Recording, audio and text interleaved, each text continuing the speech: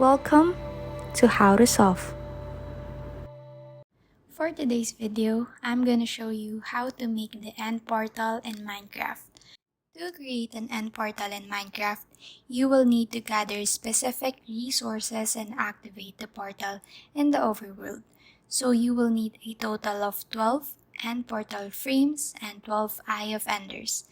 And since I am in creative mode, I will just search here the end portal frames and the 12 Eye Enders.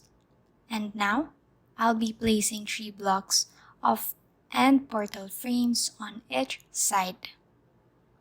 So make sure that you've placed the Eye of Enders in all 12 frames correctly, since it won't activate if you place the frames in different angles or positions. So after that, place an Eye of Ender in each of the 12 portal frames. So to place an Eye of Ender, right-click on the frame with the Eye of Ender selected in your hotbar. So make sure that all the frames are filled with the Eye of Enders. And after placing all 12 Eye of Enders, the end portal will activate and the portal is now ready to be used. Please like and subscribe for more content. We'll see you in the next one.